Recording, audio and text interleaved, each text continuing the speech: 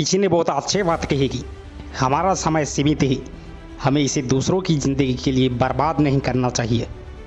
दोस्तों नमस्कार, कैसे हैं आप सब? आशा करता हूँ सबसे अच्छे हो। तो चलिए आपका ज़्यादा समय न लेते हुए आज का मोटिवेशनल स्टोरी को शुरू करेंगे। एक बार एक अध्यापक बच्चों को एक एक्सपेरिमेंट सिखाने के लिए एक कांच का जार लेकर आए और बच्चे से पूछा कि बच्चों बताओ, कांच के जार में हम क्या क्या भर सकते हैं? कई बच्चों ने जवाब दिया, दूध भर सकते हो। कई ने जवाब दिया, आप पानी भर सकते हैं। कई ने जवाब दिया कि रेत भर सकते हैं। थोड़ी हंसी ठिठोली करने के बाद मास्टर जी ने एक थैला निकाला और उस थैले में से कुछ बड़े बड़े पत्थरों को उस जार में डाला और अब बच्चों से पूछा कि बच्चों बताओ, अब मैं इस जार में क्या डाल सकता हूँ? बच्चों ने कहा कि गुरुजी, जार तो भर चुका है, अब आप कुछ भी नहीं डाल सकते। मास्टर जी ने दूसरा थैला निकाला और पत्थरों को जार के अंदर डालते गए और को थोड़ा सा खिलाया। वो पत्थर के छोटे छोटे टुकड़े जार में पूरी तरह से समाहित हो चुके थे।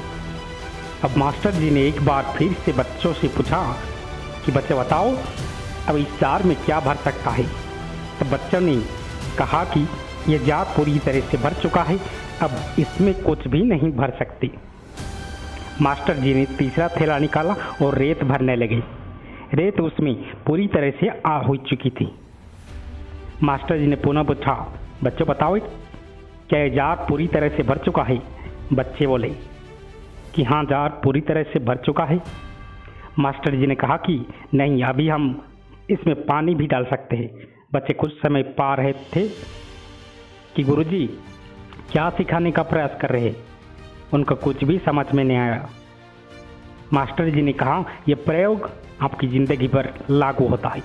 हम इतना तनावपूर्ण जीवन जीते हैं, इतने टेंशन लेते हैं, हमारे जीवन में ये चीज़ें पहले ही समाहित हो जाएगी तो फिर बड़ी और मुख्य चीज़ों के लिए उसमें जगह नहीं बचेगी। जैसे कि आपके परिवार के लिए, आपके अपनों के लिए आप जब इतना टेंशन में रहोगी, क्योंकि दिमाग तो पूरी तरह भर चुका है। छोटी छोटी चीज़ों से पहले आपको सबसे पहले अपने दिमाग में या अपने जीवन में उन पर ध्यान देना चाहिए। लेकिन आप सबसे पहले बड़े पत्थरों को ही डालें, उसके बाद छोटे पत्थरों को ही डालें।